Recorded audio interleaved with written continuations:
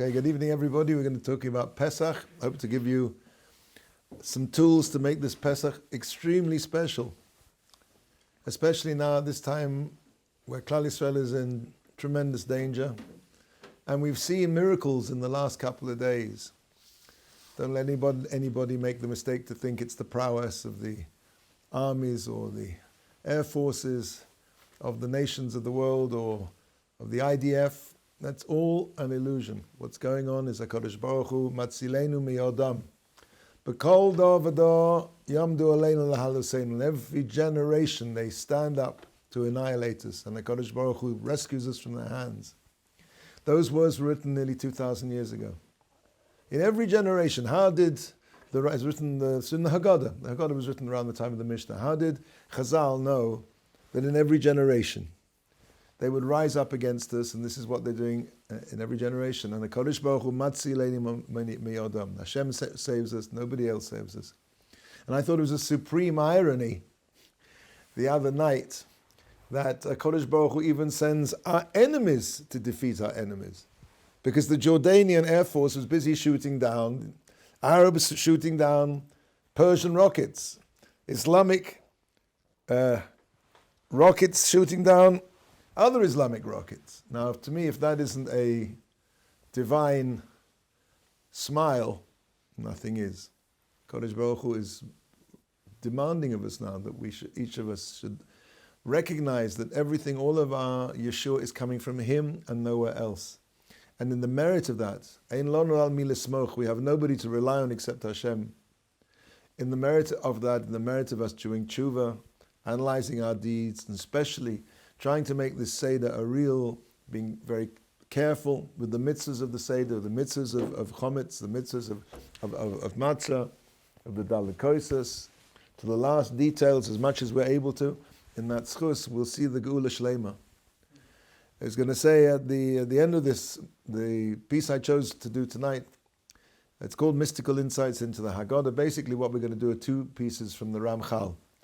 Now, as our usual meetings are the Ramchal, Mesilas Yesharim, I thought it would be apt if we went off a little bit to the side and see what the Ramchal has to say about Pesach. In previous years, and I'm sure you can dig it up online quite easily, we've spoken about the Ramban, who speaks about what we're supposed to get out of Yetzias Mitzrayim from the, the more open understandings. The Ramchal really speaks about the power of mitzvahs even divorced from the proper kavanah. There's a mistake, I think, that people make, that Jewish observances, Pesach, Sukkot, whatever it is, are commemorative. This is completely inadequate as a description. The Ramchal describes time as being a circle. Every Sukkot we revisit the same spiritual landscape, exactly the same hashpa'ot, the same divine influences that happened at the original Sukkot are now coming down right now. Similarly with Shabbos, it's about a bit like, I remember as a kid, did you have a train set? I hope so. Every kid should have a train set. Now, unless your father was extremely wealthy and he actually could, have a train set that ran all over the state of Iowa or wherever it was, but probably your train set was a circular one, right? Not like the real trains. That's the big difference. Every toy train set is, however large it is a circle. And every time, so really that's Jewish time. Every 7 days we arrive at a station called Shabbos. It's the same Shabbos as Shabbos Bereshis. It's exactly the same. In the mystical worlds, this is exactly the same as Shabbos Bereshis. Exactly, the same as Pesach. The mashal, I think, is very apt. We arrive at exactly the same stations of Ruchnius, and if we can plug into it, we will receive the same hashpa'ot, there's no good word for hashpa'ot, but they translate it as influences. We receive the same spiritual energy, we pass through the same spiritual landscape, and we can imbibe everything that time had and has and will have.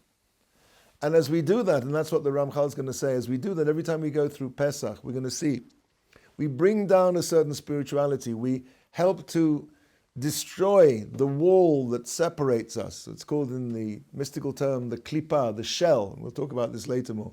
The shell that stops the light from shining. Every Pesach that we keep properly, every time we eat the matzah, we are on the national level, we are breaking down that barrier where finally we will see clearly that it was Hashem, it is Hashem, it'll always be Hashem. That's it. Ein od milvado. Nothing is going on except Hashem. So we have a tremendous opportunity next week, this time next week. We have a tremendous opportunity. So the Ramchal, as I said, discusses the significance, the power of mitzvahs, even when they're not done in the proper, let's say, with the kavanas that they should have. Let me give you an example. Let's say you will take two potential Seders. One Seder is this New Age Seder, where somebody's, been surfing the internet for a couple of weeks and he's pulled down all of this mystical stuff, right? Do-it-yourself Kabbalah off the internet, and he's just going to have this Seder. And he knows all of this deep stuff, and some of it might actually be true. But he's pulled it down, he's got reams of paper. And there's another Seder where, whatever, they're not really very up on all this stuff. And they have this matzah. And so, if you have, let's say, if when a person eats the matzah on Pesach, and he spends his time preparing and understanding and being, and having the kavanot, the proper spiritual intentions when he eats the matzah, which is an intellectual process which requires preparation, and you will not be able to do it just arriving at the Seder. But if you spend some time before Pesach and you read and you understand, that intellectual understanding feeds into an emotional experience which turns into a spiritual reality. Meaning that if you eat your matzah, and you've done all your work, and let's say you have a million points. I don't know how to score this, but you have like a mitzvah which is worth 1,000,000. 1 and 6 noughts. Now, if you have that poor guy at the Seder who's done absolutely no work at all, he doesn't even he just eats the matzah, so he's got 1. The guy at the New Age Seder has got 6 zeros because he never ate the matzah. What I'm trying to get across to you is that the mitzvahs themselves contain within them a tremendous power, which even if we do not manage successfully to reach the heights, but at least we will have done the mitzvah, and that mitzvah will transform us. Of course, it's a zillion times better if a person understands, intuits, focuses, has kavanah, but if he doesn't have the kavanah and he does the mitzvah, this mitzvah has a tremendous power to change him. And he have all the kavanah in the world, but he doesn't do the mitzvah. He is gurnished mit gurnished, which is Yiddish for saying nothing. Okay, so let's start in here. Now, I'm going to give you a brief outline of what the Ramchal says, and then we're going to see it inside, as they say. So, Yetzias Mitzrayim, the coming out of Egypt, you don't have that. I'll tell you when we're reading inside. I'm just reading my notes now. Yetzias Mitzrayim created a fundamental change in the very essence of the Jewish people. For example, let's take a baby boy, a little baby boy before he's mahul, before he's circumcised. So he has a lower ability to ingest spirituality. So when he has the milah, that changes him. That physical change changes him spiritually. And therefore, even without Kabbalah Torah, even without receiving the Torah, the mere fact of Yetzias Mitzrayim created a fundamental change in the Jewish people to be able to makabel Torah. Klal Yisrael changed physically. Okay, let's go back to the beginning. Adam HaRishon, the first man, was on a very high spiritual level. Now, even physical things, and this is difficult for us to understand because we're post-chet, so to speak, after the sin. Physical things can be on a very high spiritual level. For example, Adam HaRishon, when he was although he was a physical person, he existed in this world, but he was on such a high spiritual level that when he did physical things, the physical things which are necessary for a human being to be in this world, it didn't make him more physical. It wasn't megashem, it didn't make him more gashmius. Chazal teaches us Adam's body, was as though it was transparent. His body wasn't connected to gashmius. Again, it was physical, but it wasn't physicalized. His soul shone through his body, and the light wasn't dimmed by the body. The body is like a shell, a klipa. However, because he was physical, Adam had the potential to become gashmi. And of course, when he ate from the fruit, that's what happened. He was now cut off from that translucence. After that, and we won't go into now why Adam did that, but let's say for the sake of brevity, it was an aveira lishma, a sin for the sake of heaven. Adam and Rishon theorized that while Ra, evil, was something in potential outside of him, his conquering it was a victory. But how much greater victory, surmised Adam, if he brought the evil into his body and then conquered it. So he made a mistake because he wasn't able to after that.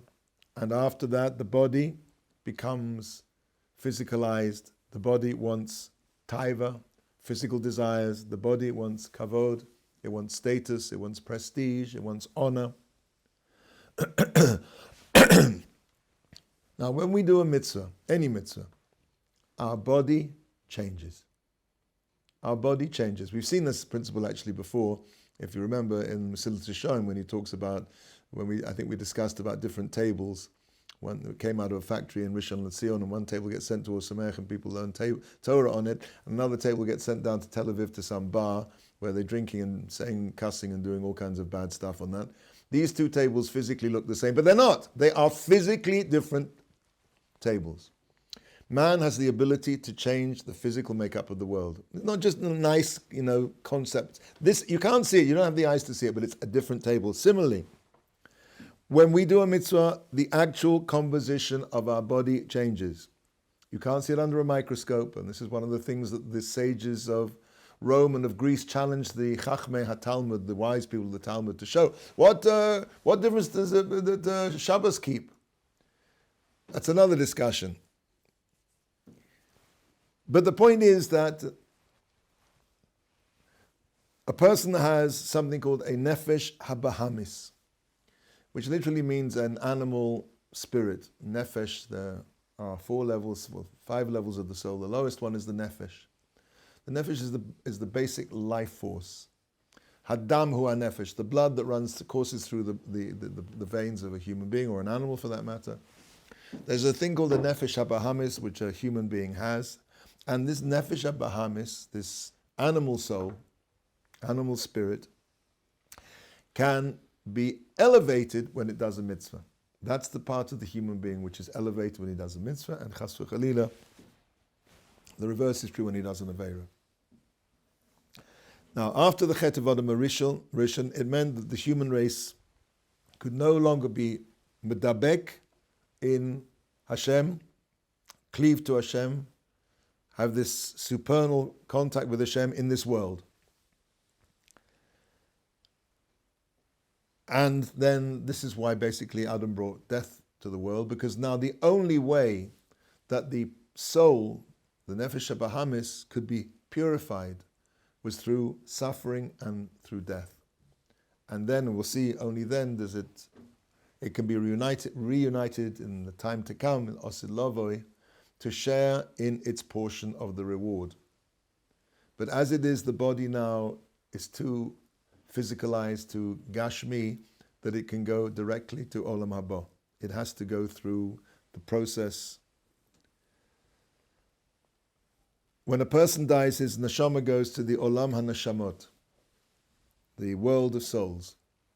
And eventually when Mashiach comes, B'ezrat Hashem, very soon, and we arrive at the stage of history called the Asid Lavo, the time to come, the neshama and the guf will be reunited, to be nana, to have this supernal pleasure to bask in the Ziv Shechinasoi of Yisparach Shemo, in the radiance of the Shechina. Of course, these are Kabbalistic ideas. I can't really...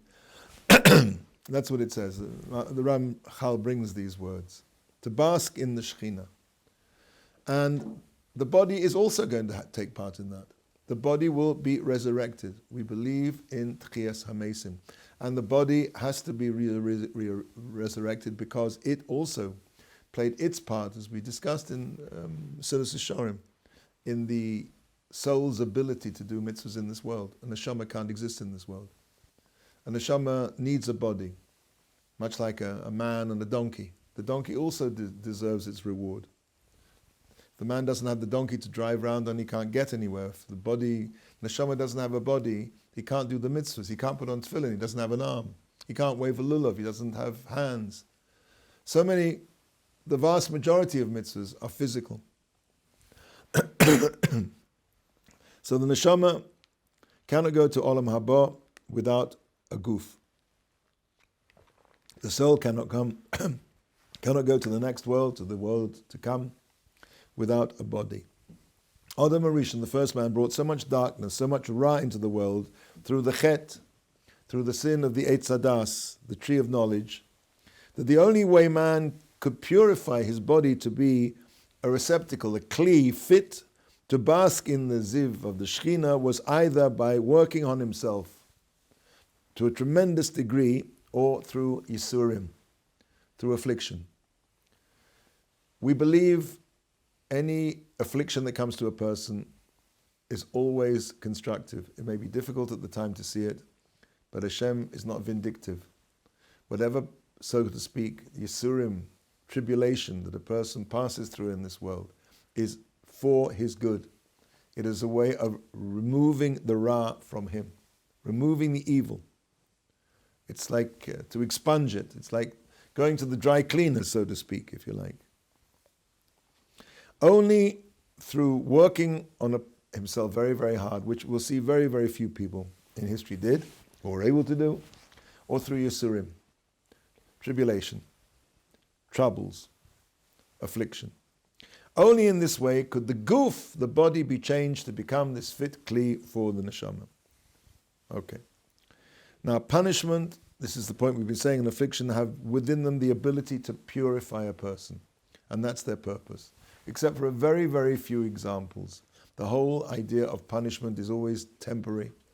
It may be extremely, to put it mildly, unpleasant, especially in the world to come, wherever a person suffers. But that suffering is always for a positive purpose, except as I said in very few examples. So there were very few people who were able to work on themselves to the degree that they could remove the ra from their body. Abraham, Yitzhak, Yaakov, Noah, and some say Meshuselach, were able to work on themselves to this degree. Who's Meshuselach? I think they call it in the English, they call it Methuselah. He was the oldest living person in Tanakh. He was one of the people who were able to do that. So what happened was, you have 20 generations between Adam and Avraham. Between Adam Harishon and Avraham, the first of those people, hundreds of years with no Torah and no mitzvahs. And one of the reasons that those 20 generations existed, all of those hundreds of years, that there would be a process of just by putting up being in the world, the Yisurim, the problems, the troubles of just existing in this world would be a cleansing, of hundreds of years of suffering. And from Noach onward, the second part of that period of time, there were only 7 mitzvahs. Now those 7 mitzvahs they didn't actually purify anything. They didn't make you better. The Sheva mitzvahs b'nei Noach, the 7 mitzvahs of the children of Noah, which all of mankind is commanded, was just a way to preserve the social structure, but there's no tikkun going to come from that. There's no fixing. Things aren't going to get better. They just allowed you to be able to be sovel, to tolerate existence. Now, why all this? Because, as we say, all these hundreds of years was to take out the Ra that Adam Harishon had brought into the world, to remove the evil by all of this suffering of hundreds of years, bit by bit by bit by bit, until we get to what? The time where Klal Yisrael now already have to receive the Torah, and they have to go through an intense period of 200 and some years of intense slavery and oppression and yisurim in order to accelerate the process to the point where they are now completely free of Ra, and the Mekatreg, the accuser, has no tainus, he has no claims anymore against Klal Yisrael. We've done our time, mankind has done its time, and mankind is embodied in the Jewish people who are going to be the representatives of Kodesh Baruch Hu in this world, therefore now have to go through this intensive, I don't know what you call it, boot camp, if one can use a crass analogy, of tremendous suffering in Egypt, but all for this one purpose, to remove finally the Ra from the world, from them, in order they should be fit to become Hashem's people. And on the night of the Seder, gentlemen, as we said in the beginning, all of this is reawakened. And that's why we reenact the Yetzias Mitzrayim. It's not we're commemorating anything. We are contributing, as we'll see, to the final stage of a process which goes on and on and on. Because even though the Ra was taken out of us in Mitzrayim, and we stood, as Chadal teaches, at Har Sinai, at Mount Sinai, like Adam Harishon, the first man, before the Chet, before the sin, the Zu'ama, the spiritual impurity of the Nachash, of the snake, a Kabbalistic idea, completely left us. But unfortunately, as we know, with the Chet of the Egel, we fell from that level. And now we have to rework on ourselves every year with the observance, and every day. And Pesach is one of those ways that we finally bring ourselves to the point where Mashiach will come. B'ezrat Hashem, b'mehera u'meinu. Okay. As we said, the Yetzias Mitzrayim was the culmination of the cleansing of the Ra. On the night of Pesach, this is an amazing thing. That evil, that Ra, is taken out of us once again. It's a tremendous, tremendous opportunity. Pesach is, practically speaking, very difficult. It's very difficult for the ladies of the house. And you know, Rav Scheinberg, as Zatzal published many years ago now, a choveret, a bulletin, to say that one shouldn't, as one often does, mistake Pesach cleaning with spring cleaning. The two things are not connected. Pesach, but even so, Pesach clean for Pesach is strenuous. The laws of Pesach, there's a whole section of Shulchan Aruch, one fifth, well, in terms of the Sfarim, the books. Pesach is complicated, but if we plug into it, if we plug into the Seder, if we remember that what's happening to us right now, that our entire bodies are being changed, we're becoming purer, we're becoming holier. Physically, we are being elevated, just as the way the Jewish people were when we came out of Mitzrayim. That's happening all over again. So that night can be the most incredible experience. And again, I say it's different. It's difficult, excuse me. Most of us will Baruch Hashem, share Sedarim with children. You know, and as we all know, the famous joke that, there are not 4 questions, there are 5 questions. And what's the 5th question? When do we eat? But if inside ourselves, we as B'nai Torah, we have to clear a little space and just realize what it is that we're going through and how special that is, how amazing that is. And try as much as we can to keep that little space for ourselves and realize what's going on. It'll happen anyway. But how wonderful if we can experience that and have a little bit of a tfisa, a little bit of a grasp on exactly what an amazing experience we're going through. Okay, so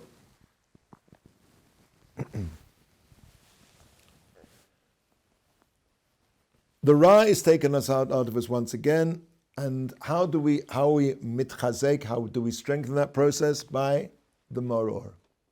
Again, Even though we don't have Mara D'Oraisa anymore, because of our many sins, we don't have the Korban Pesach, and because we don't have the Pesach, so therefore we don't have the D'Oraisa mitzvah of Mara. In fact, we only have two mitzvahs D'Oraisa now.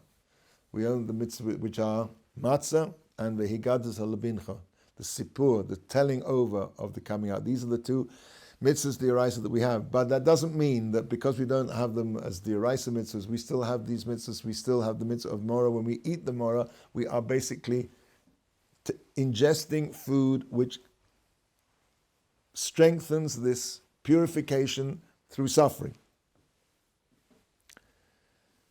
The Egyptians wanted to break us physically, and Hashem wanted to break the Ra inside us by using that servitude.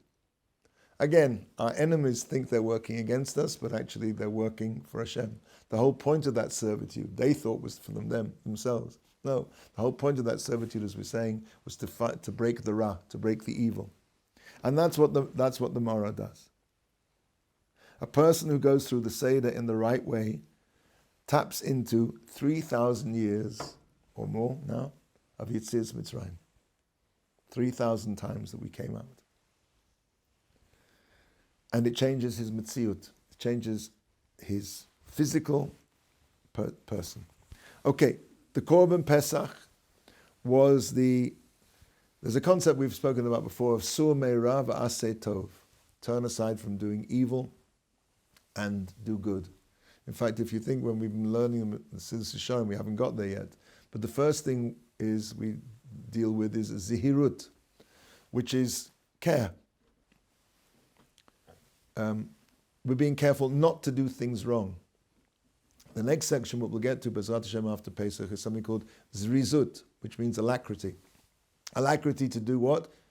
Positive mitzvahs. So this is always the process of turning aside from evil, sur meira, v'aseh tov, and do good. The turning aside from evil, the sur meira is the morah, is the bitterness, is the suffering, which expunges the evil.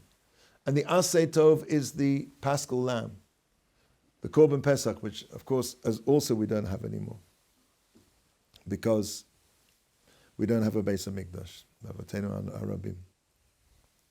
So that's the positive parallel of the Morah.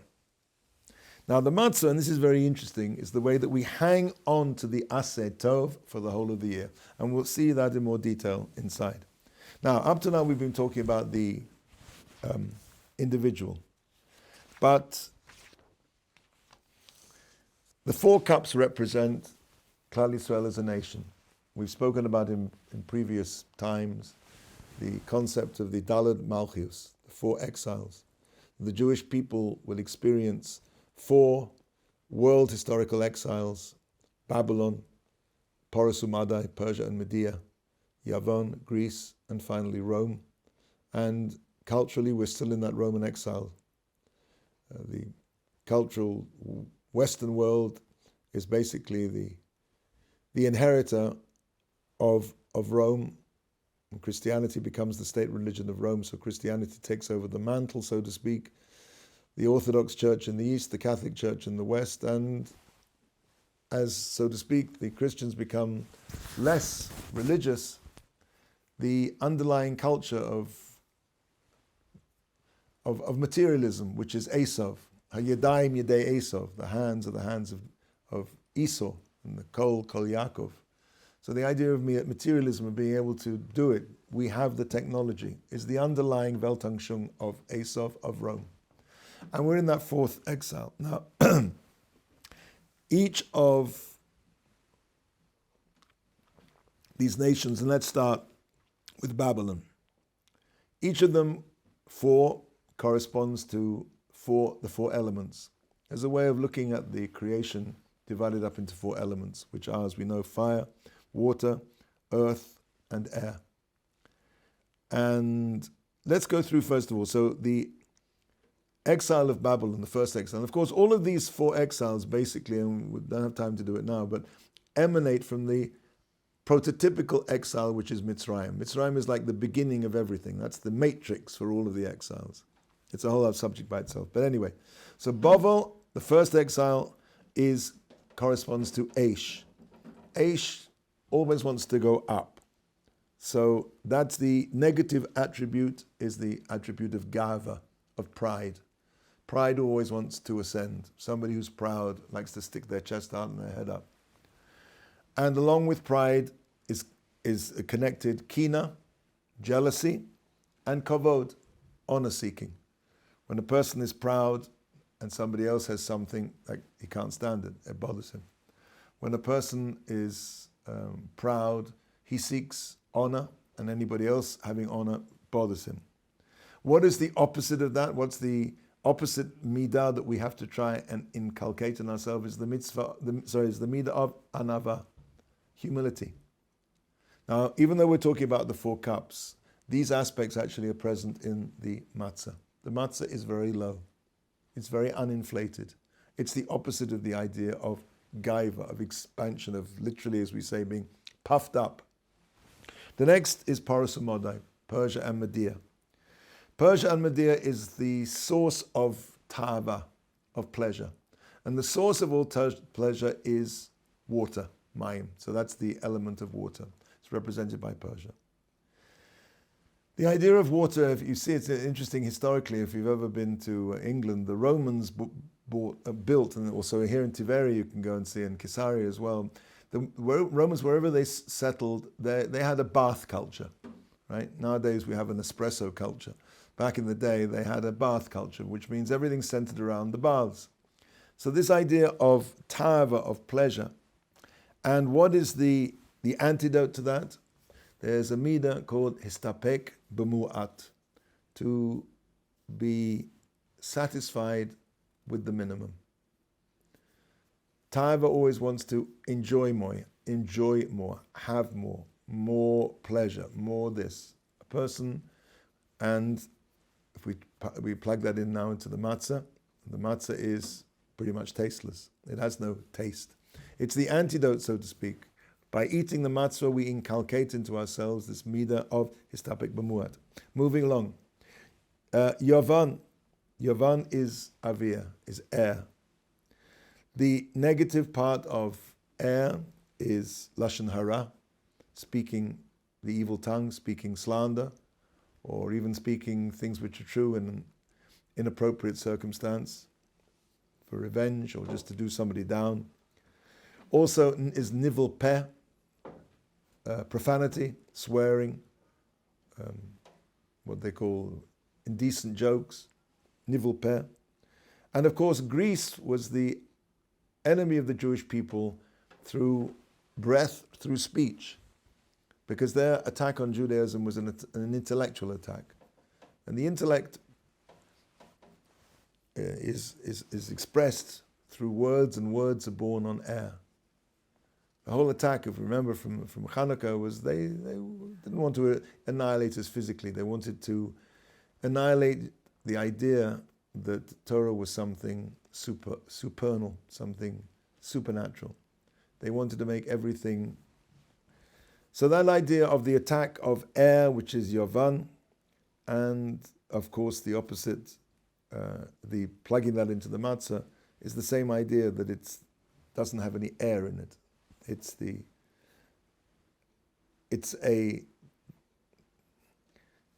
And of course the midah we're trying to get out of that is what's called dibur hanachon, correct speech, divrei Torah, encouraging people, tefillah.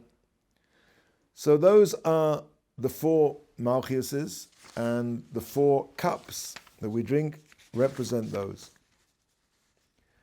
So, I think we should now look inside, and I'm going to go through this fairly quickly. But if you take your pamphlets, and I'm going to read it in Hebrew, we're going to start, I think, not with the first page. I think the way I stapled it together, you need a page which starts off. By the way, for people who are watching at home, this is the Ma'amar Hachochma, and it's called Inyan Seder Leil Pesach. If you have this particular version of it, it's going to be on page Kuf Ayin. So let's start in. I'm going to read. Inyan Seder Leil Pesach, the subject of the. You guys got it? You have it? Kuf Ayin. Kuf Ayin is the first page. It's like that. Kuf Ayin at the top here. Yeah. So down towards the bottom of the page, it says Inyan Seder Leil Pesach. Hinei. B'yitzis Mitzrayim nivraru Yisrael nivdolu mikola amim lios misalim b'madregosam b'madregos hanoshios hachumrios ulios ruim lisater ba'ataras hakudosha. Hinei, behold, with the coming out of Egypt, the Jewish people were nivraru, were separated. V'nivdolu, and another word for separated, chosen and separated from all of the nations to be elevated in from their human physical level, and to be fit, to be crowned with crowns of holiness. Ataros hakudosha, crowns of holiness. Uma she'ad oisa hazman haya choshech achumrius misgaber beguf v'gorim la'or haTorah hakadosha shelo yoyir. And that which ad also zman, to that time until Yetzias Mitzrayim, haya choshech achumrius, where the darkness of physicality, misgaber, dominated the body. If you remember, we spoke at the beginning about the Chet of Adam Arishan. V'gorem lo'or haTorah hakadosha shelo ir, and it caused the light of the Torah not to shine. This whole idea, we're going to speak about the idea of a klipa, of a shell. A shell encases a fruit, and it doesn't let anything out. Sorry, it doesn't let anything in. It's like a dirty windshield, but also, in a sense, it protects the fruit. So this duality, this sort of dichotomy, we'll discuss maybe. But right now we're saying that the aura of the Torah could not shine in to the Jewish people. Behold, hinei achas shesovlu Yisrael ha'inui v'hashibud hagodol shesovlu, that after that the Jewish people, Israel, had sovlu, had put up with, had been sovel, had tolerated, ha'inui, the affliction, v'shibud, and the oppression, the captivity, I forget the exact word in English, the great captivity, the great shibud, shesavlu, that they had put up with, they tolerated, they'd experienced, they'd gone through that now. Nispaisa midas hadin. The midas hadin, the midah, the aspect, I translate that, of din, of strict judgment, was now nispaisa, was, I have the same word in English, appeased. The midas hadin was appeased. V'nisha hamakatreg b'li taina, and the accuser, the one who accuses Klal Yisrael of not living up to our job, had no claim anymore, because we went through this process of suffering. Now, v'nizdamnu liyor ba'or elyon, and they were now prepared to be, I don't know how to translate, radiated, suffused with this elyon, this upper light, this heavenly light. V'hinei, and behold, b'layla zeh, kol zeh, mischadesh u'misoireh, and behold, on this night, all of this is renewed and reawoken, ma shenasa b'rishono, as it was in the beginning. V'zeh atzmo siyur el ha'geula ha'achrona sheteoseh, and this in itself, every Pesach, is a help, is leading to the final geula that it will come about. Va'amnon, however, ha'ika ha'seder tolui, the main part of the Seder depends b'dalad devarim, on four things, arba devarim. V'heim, and they are Pesach, Matzah, Moro, and the arba kosot, the 4 cups. V'ata neva'er inyonam, and now we will explain their subject, what their meaning is. Hinei, siruf hagolus kava bi'arnu. Behold, the siruf, the smelting, literally, of the exile, There's an idea with metal, when you want to purify metal, you put it into an oven, and you smelt it. You remove the dross.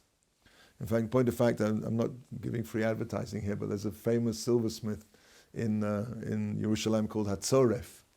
So the word Hatziruf literally means to smelt, to heat something up. So the mashal, the parable, is very apt. The Jewish people went through this kor habarzel, this iron furnace, which left them devoid of the impurities. And that's what purified the Jewish people, Ma'ashatel Israel. For Hotzi Mahem, and it took out from them Hazuama, this spiritual impurity, filth, Kadei, in order Shiochlu Achakach, in order that afterwards they could kabel or Hakadusha, the light of holiness. V'zeh inyan hamaror, and that is the understanding, the matter, the subject of the bitter herbs. She'u v'yamaru es chayehem, which corresponds to the pasuk in the Torah which says that the Egyptians embittered their lives. V'ulam, however, keshegia azman shi'galu, even though the evil had been taken out of them, when it came for them to be redeemed, hutzrach shi'gale lahem gilui mo'or kedusha so yisparach, it was necessary that there should be a revelation to them of the revelation of the light of holiness of Hashem. And in other words, that's so to speak, that they were still in Mitzrayim. All the dross had been removed from them, but they needed to be yanked out of there. They needed something positive. It wasn't just enough to remove all the evil. And therefore, through doing this, by giving this mitzvah zaseh, which we'll see in a second, ubo, and through this, yidabku nishmosehem shel Israel, the souls of the Jews would be attached. V'yimshachu acharov, and they would be drawn after it, or after him. V'yisalu mishiflo som, and they would be drawn up. They would be elevated from their lowliness. V'yispardu min hatuma, and they would be separated from the tuma, from the impurity. Shahoyu shakuim ba, that they were wallowing in it. V'zeh naseh al yedei korban HaPesach. And that's done through the Korban HaPesach. That, as we said before, is the Aseh Tov after the Sur Meirah. And that's what the pasuk means when it says, Mishchu ukchu, withdraw your hands and take a Korban Pesach. It says, Mishchu ukchu.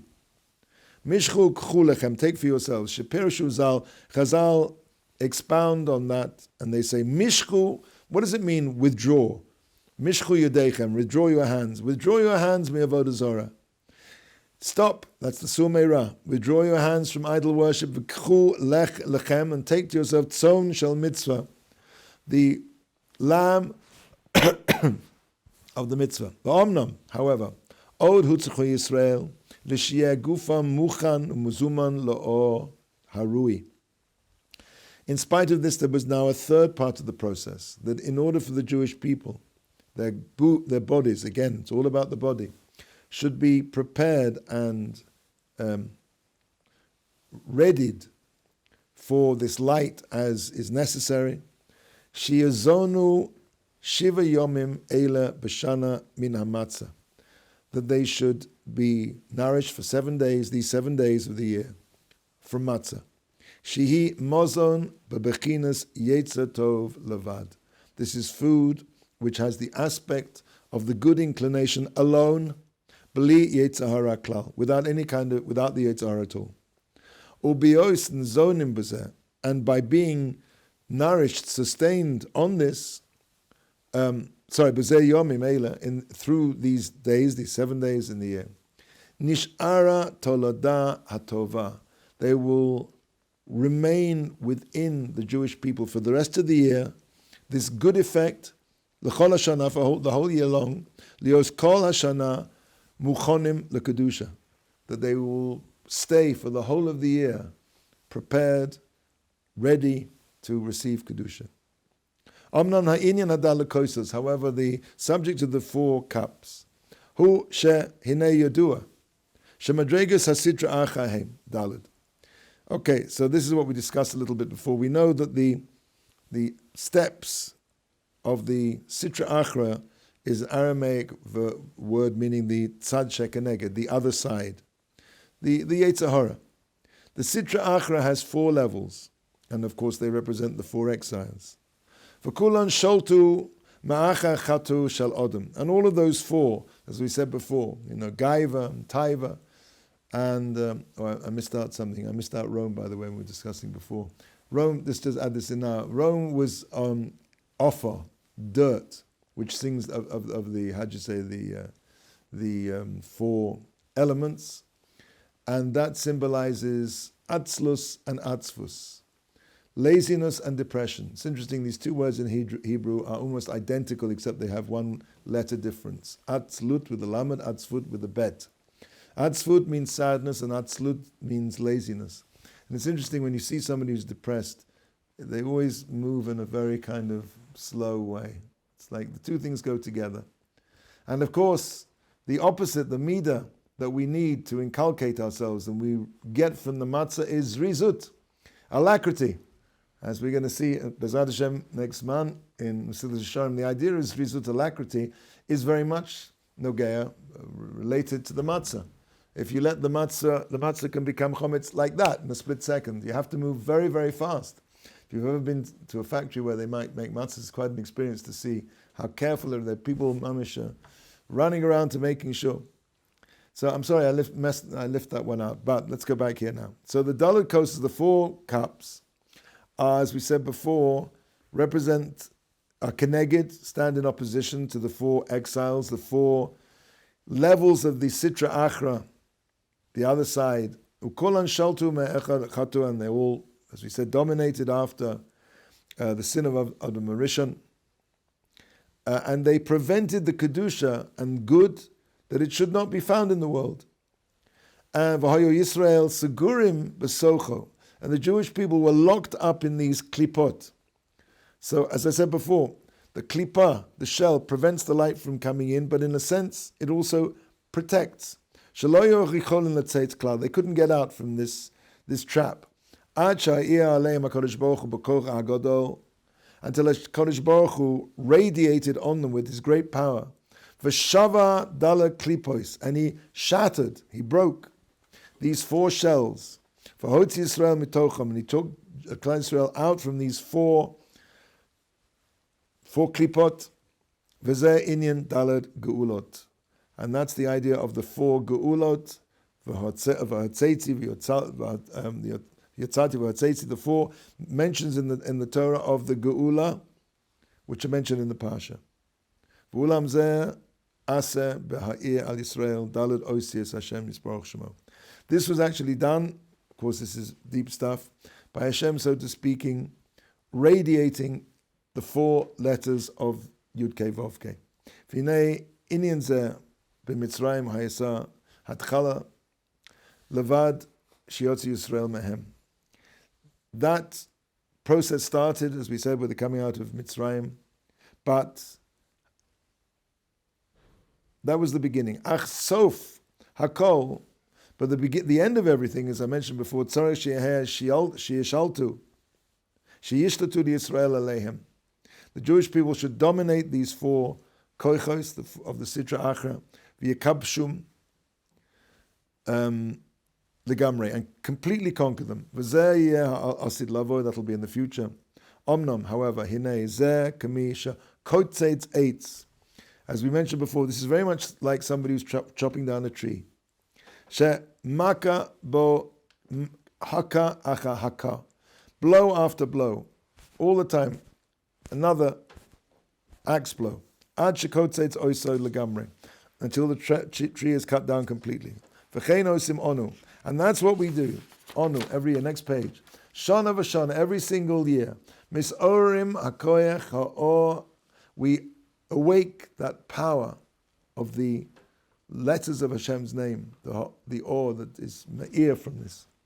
Ubetikun shenatakein oz, and by this, every year we create, we do a certain degree of fixing, and mischazkim lahamshich adova And we continue the thing, Lifnim ad shiigma, until it finally finishes. V'hinei b'sof hakol.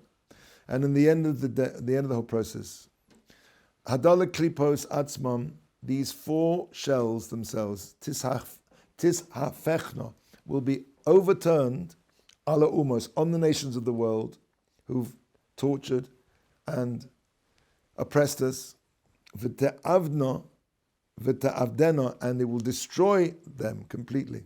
V'hem dalakosios shel, poronos shelhem. That's what's called the four cups of punishment. The Israeli who dalakosios shel Yeshua, and the Jewish people will, so to speak, drink the four cups of redemption. Ba'aras Hashem osios Hashem bezrat Hashem shezacharnu, with the radiation, with the shining of the four letters of Hashem's name that we mentioned before.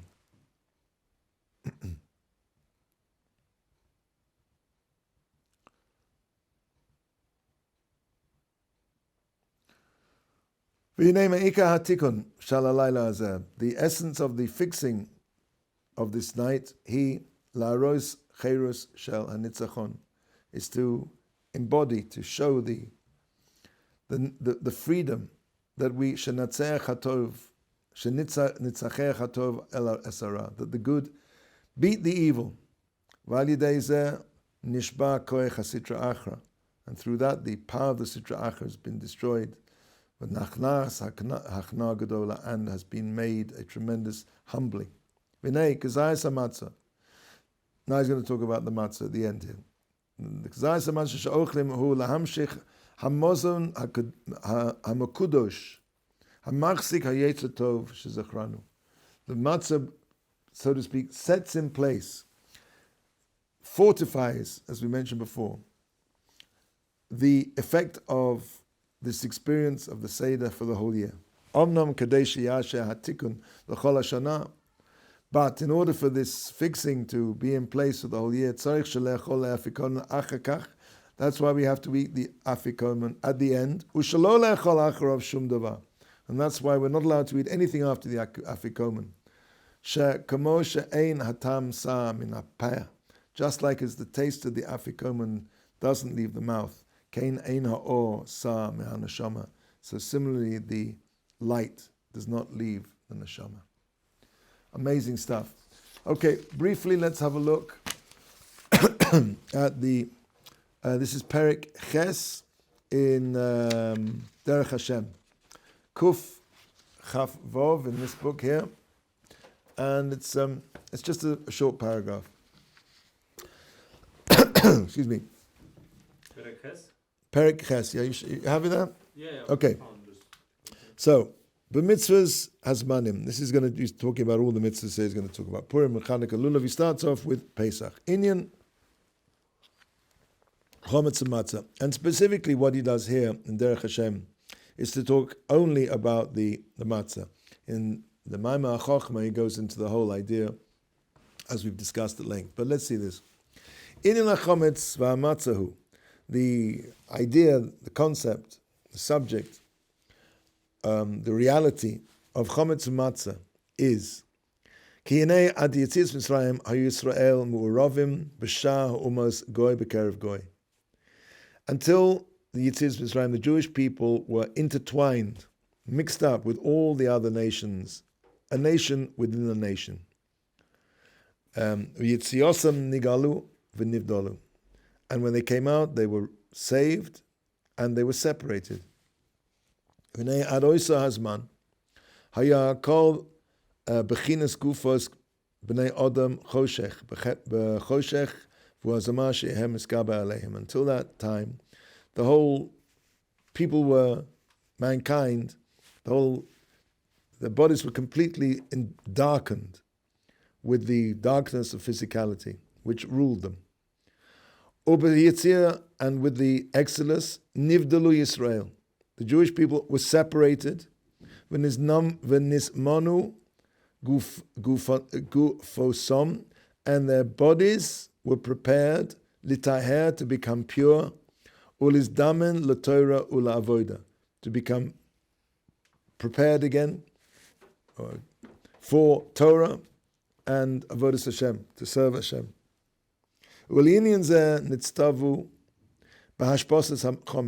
This is the idea that we are commanded to remove all the chometz from our houses. V'achilas matzah, and the eating of the matzah instead. V'hainu ki hinei halechem shehuchan lemozon ha'odom hu, what's this? Mishtaveh be'emes al hamatzav hanirtza ba'odom. Okay, we haven't discussed this point, but this is an important point as well. Excuse me. Bread is prepared as man's food. That's what man should be eating. And in truth, that really equates to man's status. The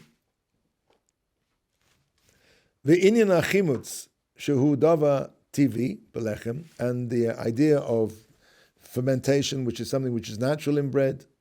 Why does that happen? Because it should be kal, ha'ichel, it should be light on the digestion, for tov atam, and the taste should be good. And that's basically the way things should be. This also corresponds to the way man is supposed to be. Man is supposed to have, I'll just put him parenthetically, man is supposed to have a yetzer hara. He's supposed to have a yetzer hara. Shegam hu tzorech sheyeh boy hayetzer hara v'hanetiach chumrios. He says that man also has to have a yetzer hara and a tendency towards physicality.